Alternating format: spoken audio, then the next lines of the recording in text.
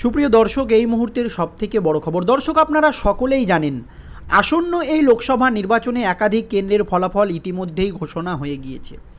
গোটা বাংলায় বিজেপি কিন্তু আশানুরূপ ফল করতে পারেনি, মানে বিজেপির কাছ থেকে যে রকমটা আশা করা হয়েছিল সেই ফলাফল কিন্তু তারা করতে পারেনি। তবে ভালো ফল করেছেন তমলুকের বিজেপি প্রার্থী অভিজিৎ গঙ্গোপাধ্যায়।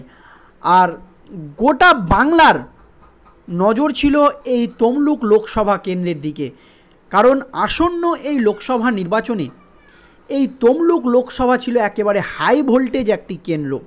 কেন? কারণ তমলুকের প্রার্থী হয়েছিলেন কলকাতা হাইকোর্টের প্রাক্তন বিচারপতি অভিজিৎ গঙ্গোপাধ্যায়। তিনি একেবারে বিচারপতি পদ থেকে পদত্যাগ করে তিনি জনতার সামনে এসে দাঁড়িয়েছিলেন এবং কোন অস্ত্রে রাজনীতির ময়দানে পা দিয়েই তৃণমূলের প্রার্থী দেবাংশু ভট্টাচার্যকে পরাজিত করেছেন অভিজিৎ গঙ্গোপাধ্যায়, জানাবো আজকের এই প্রতিবেদনে আপনাদেরকে। এবং কিভাবে তিনি এত বিপুল ভোট পেলেন তমলুক কেন্দ্র থেকে। আসন্ন এই লোকসভা নির্বাচনে একেবারে খুবই গুরুত্বপূর্ণ এবং হাই ভোল্টেজ কেন্দ্র ছিল এই তমলুক কেন্দ্র। তো চলুন জেনে নেওয়া যাক।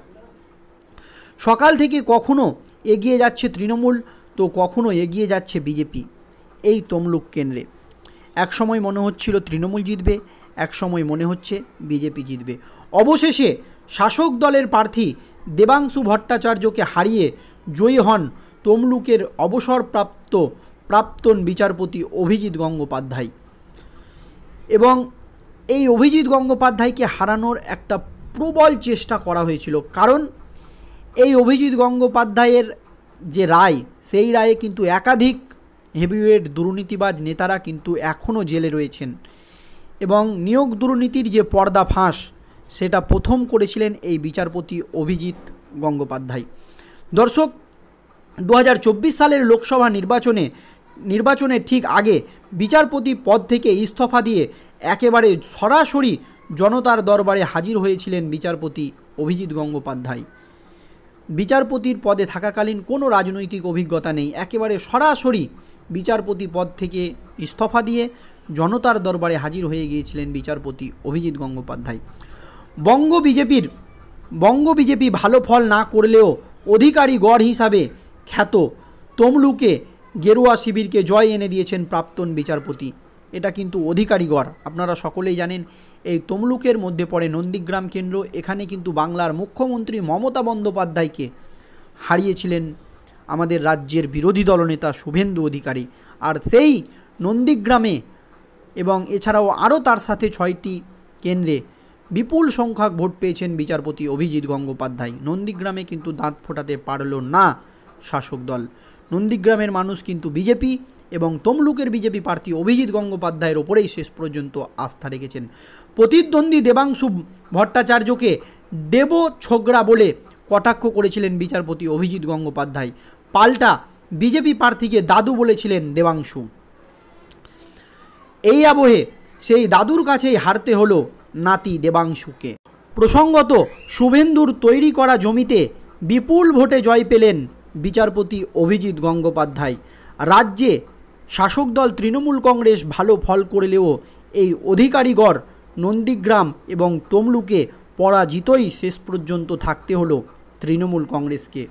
এই দিন ভোট গণনার শুরুতেই দেবাংশুকে টেক্কা দিয়ে এগিয়ে গিয়েছিলেন বিচারপতি অভিজিৎ গঙ্গোপাধ্যায়। যখন থেকে ভোট গণনা শুরু হয় প্রথম থেকেই কিন্তু বিচারপতি অভিজিৎ গঙ্গোপাধ্যায় এগিয়ে গিয়েছিলেন। পরে আবার প্রাক্তন বিচারপতিকে পেছনে ফেলে দিয়েছিলেন তৃণমূল প্রার্থী দেবাংশু ভট্টাচার্য। পরে কিন্তু কিছুক্ষণের জন্য এগিয়ে গিয়েছিলেন তৃণমূল প্রার্থী দেবাংশু। সর্বশেষে কয়েক হাজার ভোটে তমলুকে এগিয়েছিলেন অভিজিৎ গঙ্গোপাধ্যায়। তুমুল হাড্ডাহাড্ডি লড়াই শেষে দেবাংশুকে পরাজিত করে অবশেষে জয়লাভ করেন কলকাতা হাইকোর্টের প্রাক্তন বিচারপতি অভিজিৎ গঙ্গোপাধ্যায়। দর্শক, কোন অস্ত্রে দেবাংশু ভট্টাচার্যকে পরাজিত করলেন অভিজিৎ গঙ্গোপাধ্যায়, এই নিয়ে কিন্তু রাজ্য রাজনীতিতে প্রশ্ন উঠতে শুরু করেছে। প্রথম রাজনীতির ময়দানে নেমেই রাজনীতির একজন পরিচিত মুখ তৃণমূলের হেভিওয়েট প্রার্থী দেবাংশুকে কিন্তু হারিয়ে দিয়েছে। যখন গোটা রাজ্যে তৃণমূল কংগ্রেস ভালো ফল করছে, তখন কিন্তু এই তমলুক কেন্দ্রে পরাজিত হয়েছেন তৃণমূলের হেভিওয়েট প্রার্থী দেবাংশু ভট্টাচার্য। আপনারা দেখেছেন তমলুকবাসী, তমলুকের মানুষকে আমি বলবো শিক্ষিত লোককে তারা ভোট দিয়েছেন এবং সঠিক মানুষকেই তারা নির্বাচন করেছেন। কারণ আপনারা যদি দেখেন যখন থেকে তমলুক কেন্দ্রে দাঁড়িয়েছেন বিচারপতি, প্রত্যেকটা জনসভায় প্রচুর পরিমাণে কিন্তু জনসমর্থন পেয়েছেন তিনি। এছাড়াও এই তমলুক কেন্দ্রে বিচারপতি অভিজিৎ গঙ্গোপাধ্যায় যেমন ভোট পেয়েছেন সংখ্যালঘুদের, তেমন ভোট পেয়েছেন সংখ্যাগুরুদের। কারণ তার প্রচারে ছিল একেবারে ধর্মনিরপেক্ষতার নীতি। এই অস্ত্রেই কিন্তু জয় ছিনিয়ে নিয়েছেন তমলুকের বিজেপি প্রার্থী অভিজিৎ গঙ্গোপাধ্যায়। কারণ আপনারা দেখবেন এই তমলুকের বিজেপি প্রার্থী অভিজিৎ গঙ্গোপাধ্যায় যে প্রচার করেছেন, যেমন তিনি বিভিন্ন রকমের মন্দিরে পুজো দিয়েছেন এবং সংখ্যাগুরুদের মন জয় করেছেন, তেমনভাবে উল্টো দিক থেকে দেখতে গেলে তমলুকের এই প্রাক্তন বিচারপতি প্রার্থী অভিজিৎ গঙ্গোপাধ্যায় সংখ্যালঘুদের মন জয় করার জন্য বিভিন্ন মাজারে গিয়েও তিনি প্রার্থনা করেছেন এবং সংখ্যালঘু সম্প্রদায়ের মন জয় করে নিয়েছেন। এই জন্য এই তমলুক কেন্দ্রে বিচারপতি অভিজিৎ গঙ্গোপাধ্যায় দুই সম্প্রদায়ের ভোট কিন্তু দুহাত ভরে পেয়েছেন। যেমন পেয়েছেন সংখ্যালঘু সম্প্রদায়ের ভোট, তেমন পেয়েছেন সংখ্যাগুরু সম্প্রদায়ের ভোট। দুই কেন্দ্রে ব্যাপকভাবে ভোট পেয়েছেন এই তমলুকের বিজেপি প্রার্থী অভিজিৎ গঙ্গোপাধ্যায়। তবে তৃণমূলকে হারিয়ে তমলুক লোকসভা কেন্দ্র থেকে ৩৯,০০০-এরও বেশি ভোটে জয়ী হয়েছেন বিজেপি প্রার্থী অভিজিৎ গঙ্গোপাধ্যায়। এত গুরুত্বপূর্ণ এবং হাই ভোল্টেজ কেন্দ্র, এখানে কিন্তু ব্যাপকভাবে প্রচার চালিয়েছিল তৃণমূল কংগ্রেস। কারণ এই বিচারপতি অভিজিৎ গঙ্গোপাধ্যায়ের হাত ধরেই রাজ্য সরকারের একাধিক দুর্নীতির পর্দা ফাঁস হয়েছিল এবং আপনারা জানেন এখনও কিন্তু আমাদের রাজ্যের প্রাক্তন শিক্ষামন্ত্রী জেলে রয়েছেন। সেই জন্য তাকে হারানোর একটা প্রবল প্রচেষ্টা কিন্তু করা হয়েছিল যাতে এই কেন্দ্র জিতে তৃণমূল। তবে শেষ পর্যন্ত তাদের আশায় জল ঢেলেছেন বিচারপতি অভিজিৎ গঙ্গোপাধ্যায়। একসময় প্রাক্তন বিচারপতি অভিজিৎ গঙ্গোপাধ্যায়কে নিয়োগ দুর্নীতি মামলায় একের পর এক ঐতিহাসিক রায় দিয়েছেন, আপনারা সকলেই জানেন। আর এবার জনতার রায়ে তিনি জয়ী হলেন।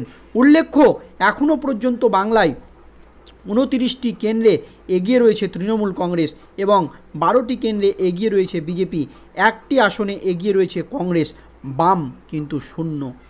যখন গোটা দেশে আপনারা জানেন গোটা দেশে তৃণমূলের বিজেপির ভরাডুবি অবস্থা, মানে ফল খারাপ, আশানুরূপ ফল হয়নি, বাংলাতেও খারাপ ফল, তখন কিন্তু তমলুকবাসী এই শিক্ষিত প্রার্থী, যোগ্য প্রার্থী তমলুকের জন্য বিচারপতি অভিজিৎ গঙ্গোপাধ্যায়ের ওপরেই কিন্তু আস্থা রেখেছে। তাই অনেকেই মনে করছে তমলুকবাসী তাদের জন্য যোগ্য একজন প্রার্থীকে ঠিক করে নিয়েছেন। ধন্যবাদ দর্শক।